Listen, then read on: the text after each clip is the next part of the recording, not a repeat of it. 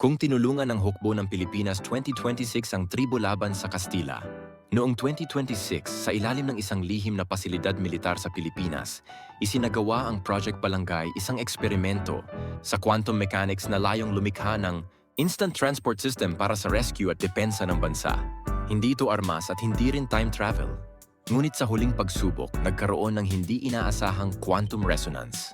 Bumagsak ang mga kalkulasyon at ang enerhiya ay tuluyang lumampas sa kontrol. Isang nakakasilaw na liwanag ang bumalot sa buong silid. Pagmulat ng mga sundalo, wala na ang modernong pasilidad. Walang signal, walang komunikasyon. Sa paligid nila ay kagubatan, mainit na hangin, at amoy ng usok at dugo. Biglang may narinig silang sigawan. Sa di kalayuan, isang tribo ng mga Pilipino ang desperadong lumalaban gamit ang sibat at itak. Sa harap nila, mga sundalong Kastila may bakal na balute, espada at baril.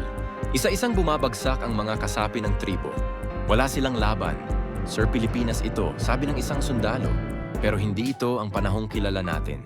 Doon nila napagtanto ang katotohanan.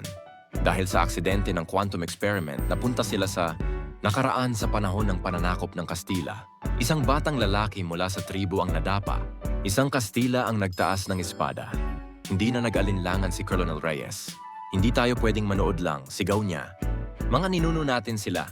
Isang putok ang umalingaw-ngaw hindi mula sa musket, kundi mula sa modernong rifle. Bumagsak ang sundalong Kastila.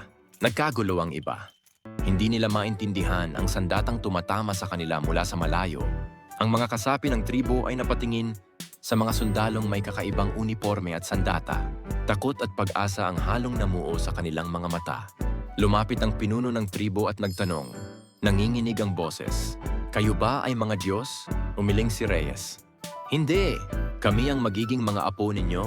Mula noon, nagbago ang takbo ng laban. Hindi winasak ng hukbo ng Pilipinas ang kasaysayan. Sa halip, pinigilan nila ang masaker. Tinuruan nila ang tribo kung paano umatras, iligtas ang mga bata at matatanda at mabuhay. Bawat putok ng baril ay may bigat sa puso ng mga sundalo. Hindi dahil sa takot na mabago ang hinaharap, kundi dahil alam nilang kung wala silang gagawin, hahayaang mamatay ang sarili nilang pinagmulan. Isang gabi, muling nag-react ang quantum device. May pagkakataon silang makabalik sa 2026. Bago sila umalis, lumuhod ang buong tribo sa harap nila hindi bilang pagsamba, kundi bilang pasasalamat ng dugo sa dugo. Pagbalik sa kanilang panahon, tila walang nagbago sa mundo. Ngunit sa isang bahagi ng Pilipinas may alamat tungkol sa mga mandirigmang dumating mula sa liwanag na hindi nanakop, kundi nagligtas. At sa puso ng bawat sundalo, malinaw ang isang katotohanan.